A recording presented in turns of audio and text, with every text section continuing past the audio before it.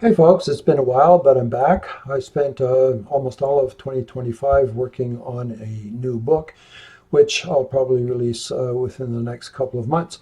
But anyway, I figured it's time to get back into the YouTube sphere.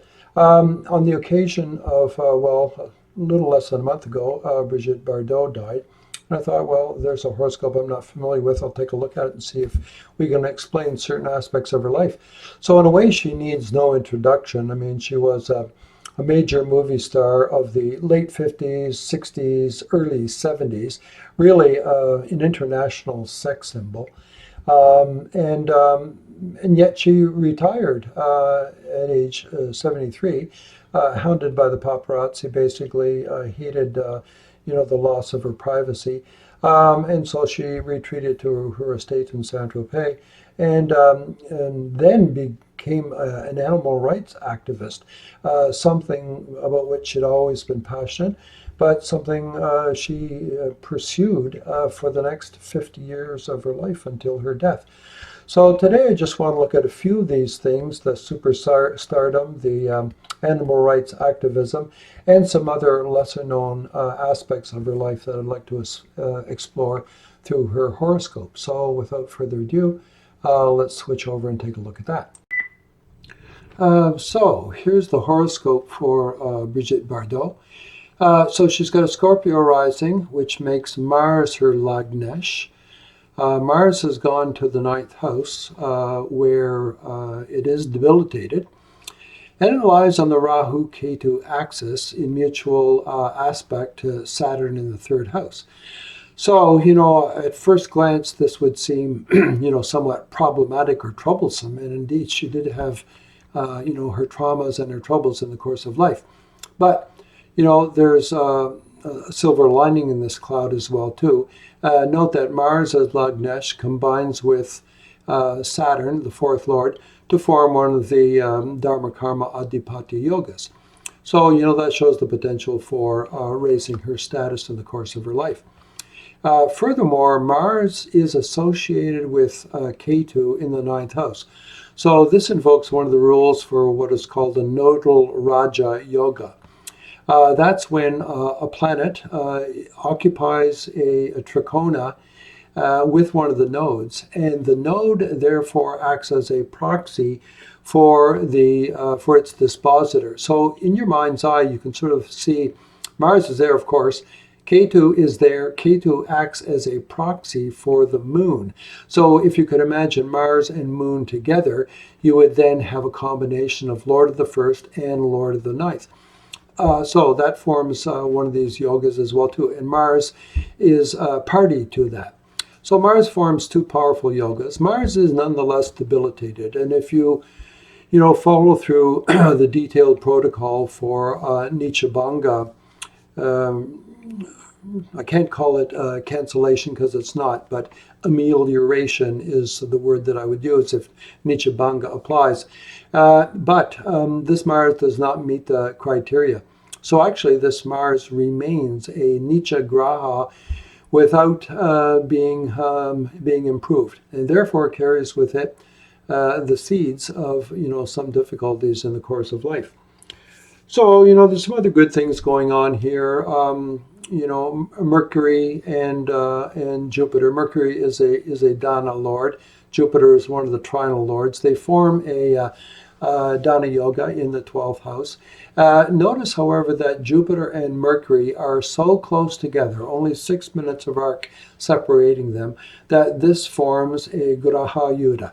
Planetary war occurs only between one of two of the 5 true planets. So it's got to be Mars, Mercury, Jupiter, Venus, or Saturn, never a node, never one of the luminaries.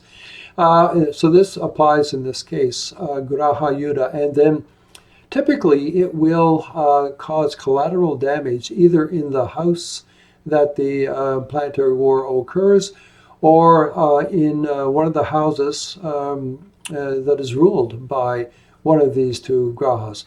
I'll get to that in a moment. So there's a few other things. Don't very often see Amala Yoga.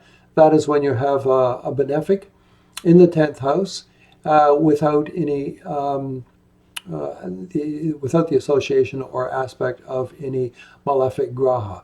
So she has this Venus in the 10th house. And she has an exalted moon in the 7th house.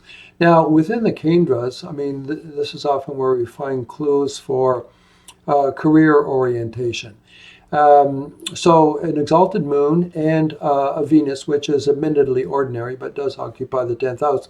This is a bit of a signature for an artist of any kind, a romantic, essentially, and an artist of any kind, whether that be, writing, acting, music, and performance of some kind or other. Several of which she was involved in. I mean, she was an actor for many years. She was also a performer in various musical events.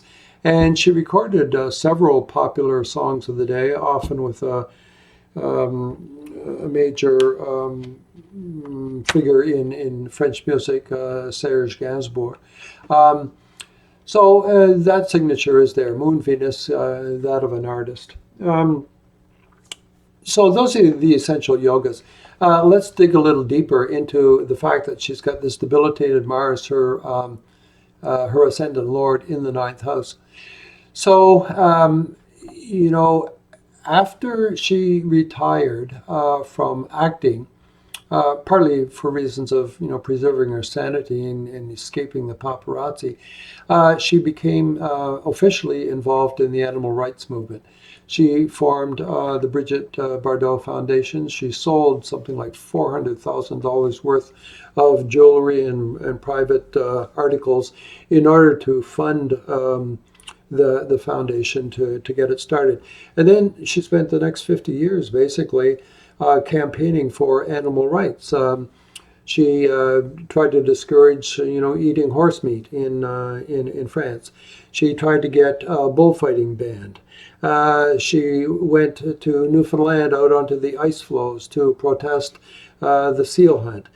She wrote to various leaders protesting the killing of dolphins and or the extermination of cats in Australia that were threatening extinction of some rare parrots and wallabies. And of course, she fought a lifelong battle against the fashion fur industry in order to stop the killing of fur-bearing animals for the sake of the fashion industry. So that drew a lot of attention to her, and she became embroiled in the public spotlight for reasons of being an agitator. In fact, Mars in the 9th house is a bit of a formula for an activist, a zealot, somebody who sort of a rebel with or without a cause. She certainly had a cause, and she became something of a zealot as well too.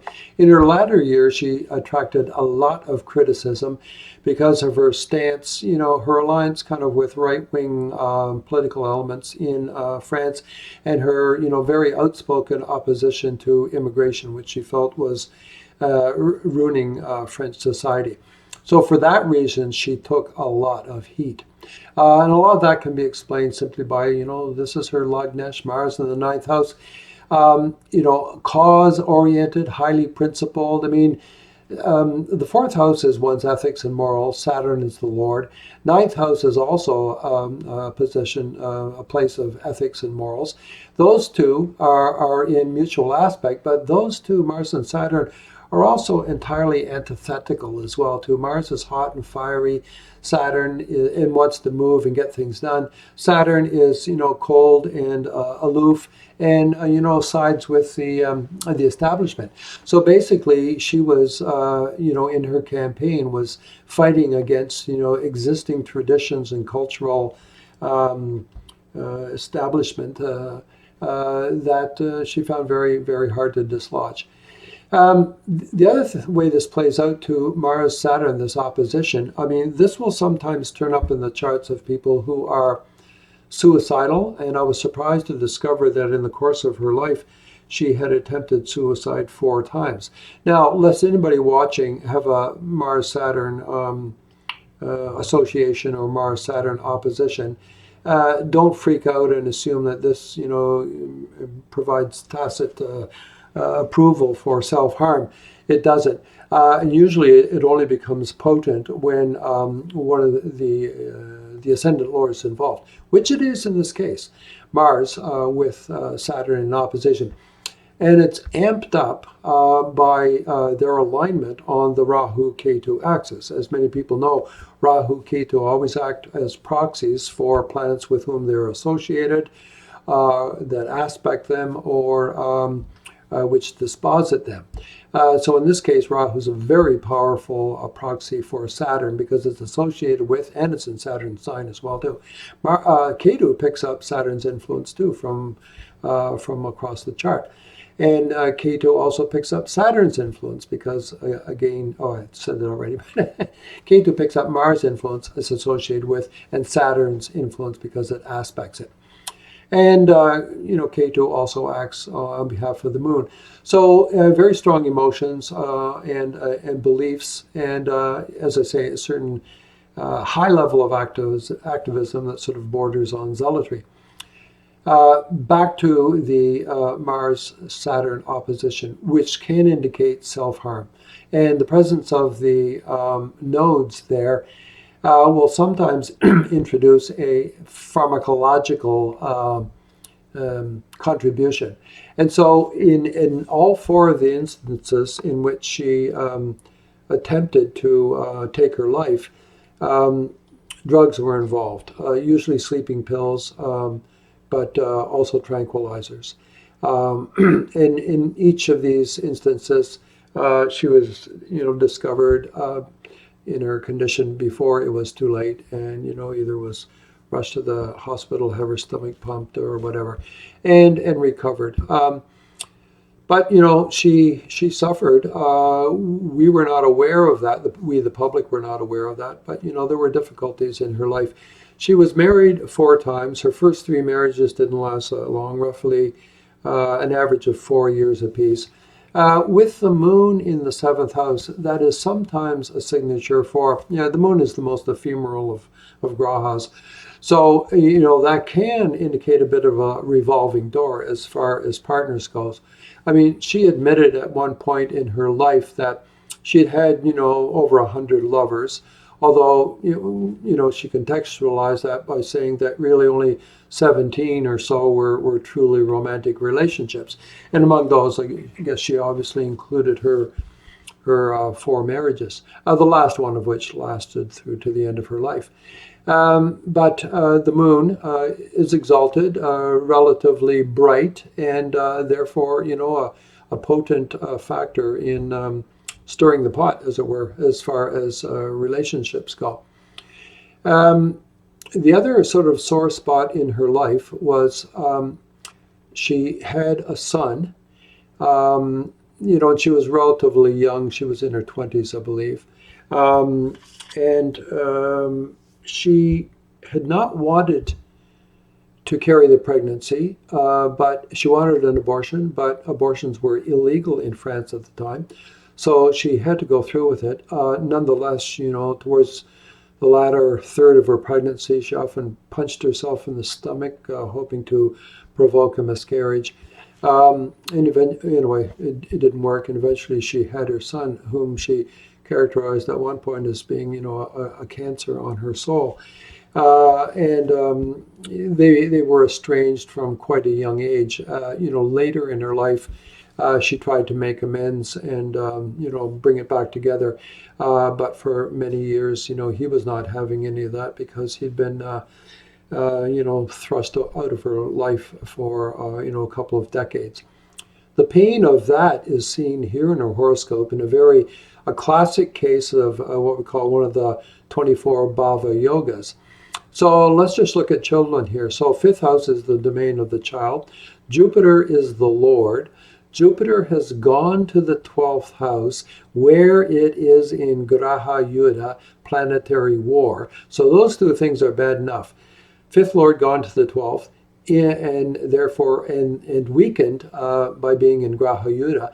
But furthermore, that Jupiter-Mercury pair is aspected both by Mars and by Saturn. So it's severely afflicted, this fifth lord in the 12th house in planetary war, and afflicted by both Mars and Saturn. As if that weren't bad enough, Jupiter is also the Karaka for children, and so that really adds pressure onto all of that. The prognosis is very poor. If we follow the protocol for the Bhava Yogas, it says you must examine the fifth lord, see where it goes, and if it's gone to a Trikashtana and is afflicted, that's very problematic. But the other half of the protocol is look at the fifth house itself and see whether it is aspected by benefics or malefics. In her case, the fifth house is aspected only by the Sun and Saturn, both of which are malefics. This completely and perfectly fulfills the protocol. It's a classic textbook case for one of the 24 Bhava Yogas. In this case, this is called Pamara Yoga, and it's very negative for the fifth house. So for children, that was really, from birth, that was the prognosis. As the Shastra would say, no joy from children, and all the things that can mean. So there you have it. In terms of Dasha Bhukti analysis, I'm not going to get into that too much, except to say that her acting career was launched during her Rahu Dasha. Rahu and Saturn are together in the third house. Saturn is powerful, doubly powerful, Swarashi, and bright in its retrograde phase. And the third house is often strong in the charts of athletes and performers of whatever kind, whether they be musicians or actors, dramatists, ballet performers, etc., etc., even writers. So her Rahu period was very successful for her. In fact, her career was launched or really made with this one particular movie, And God Created Woman, which really catapulted her into international stardom. That happened in Rahu Venus in the 10th house. Interestingly enough, she retired from the business in Jupiter Venus. Jupiter in Graha Yuddha in the 12th house, heavily afflicted, you would expect difficulties in the Jupiter period. But at that point, she simply pivoted from a public life of, on the movie screen and dedicated her efforts to animal rights activism for the rest of her life. And arguably, she was, quite successful in that. It put animal rights in the public consciousness and, established her as an icon of, these ethical issues. And, so for those two reasons, her legacy is secured first as a sexual icon in the 60s, and then in the latter part of the 20th century, an animal rights activist. So, really quite an amazing life.